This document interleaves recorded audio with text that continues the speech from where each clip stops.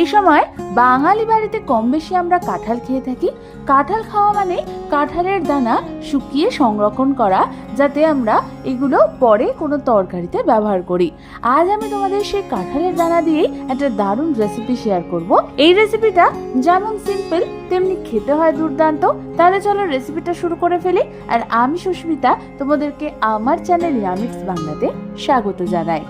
এই রেসিপিটার জন্য প্রথমেই আমি এখানে নিয়ে নিয়েছি প্রায় 25 থেকে 30টা মতো হালকা শুকিয়ে নেওয়া কাঁঠালের দানা। এবার প্রথমে আমাদের একটা করে কাঁঠালের দানা নিয়ে সেটাকে ছুরির সাহায্যে 4 টুকরো করে কেটে নিতে হবে।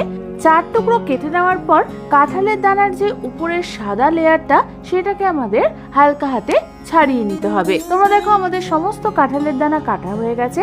এবার যেহেতু কাঁঠালের দানাতে হালকা একটু কষ থাকে, তাই আমি এটাকে একটা বাটির জলের মধ্যে ট্রান্সফার করে দেব। তারপর আমি অন্যদিকে গ্যাস জ্বালিয়ে একটা ফ্রাইং প্যান বসিয়ে দিলাম আর তার মধ্যে দিয়ে দিলাম প্রায় 2 থেকে 3 টেবিল চামচ পরিমাণ সর্ষের তেল। সর্ষের তেলটা গরম হলেই প্রথমেই আমি এর মধ্যে দিয়ে দেবো 1/2 চামচ পরিমাণ কালো জিরে আর দিয়ে দেবো একখানা চেরা কাঁচা লঙ্কা।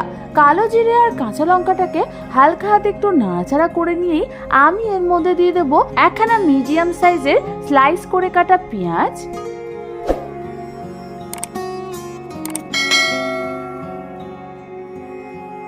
পেঁয়াজটা দেওয়ার পর আমাদের এটাকে হালকা হাতে প্রায় 1 থেকে 2 মিনিটের জন্য নাড়াচাড়া করে ভেজে নিতে হবে। 1 থেকে 2 মিনিট পরে আমি এর মধ্যে দিয়ে দেব কেটে রাখা ওই কাঁঠালের দানাগুলো। তারপর আমি এর মধ্যে দিয়ে দেব স্বাদ অনুযায়ী নুন আর 1/2 চামচ পরিমাণ হলুদ গুঁড়ো। নুন আর হলুদ গুঁড়ো দিয়ে আমাদের সমস্ত কিছুকে হালকা হাতে নাড়াচাড়া করতে হবে।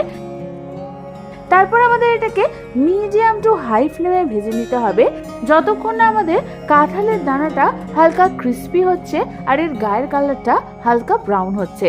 বেশ কিছুক্ষণ ধরে নাড়াচাড়া করার পর তোমরা দেখো আমাদের কাঁঠালের দানাগুলো কিন্তু ভাজা ভাজা হয়ে গেছে। ব্যাস রেডি হয়ে গেছে আমাদের দারুণ স্বাদের কাঁঠালের দানা ভাজার এই রেসিপিটা। এইবার শুধু গরম গরম ভাতের সাথে সার্ভ করার অপেক্ষা। এই কাঁঠালের দানা ভাজাটা কিন্তু গরম গরম ভাতের সাথে দারুণ লাগে খেতে। তাহলে আর দেরি না করে বাড়িতে যদি কাঁঠালের দানা পড়ে থাকে একবার এইভাবে সেটাকে রান্না করে দেখো। আশা করি তোমাদের খুব ভালো লাগবে। রেসিপিটা ভালো লেগে থাকলে একটা লাইক অবশ্যই করে দিও। এরকম দারুণ দারুণ রেসিপি পেতে হলে আমার চ্যানেলটাকে অবশ্যই সাবস্ক্রাইব করে নাও। আজ তাহলে পর্যন্তই, আমি আবার চলে আসবো তোমাদের কাছে নতুন কোনো রেসিপি নিয়ে।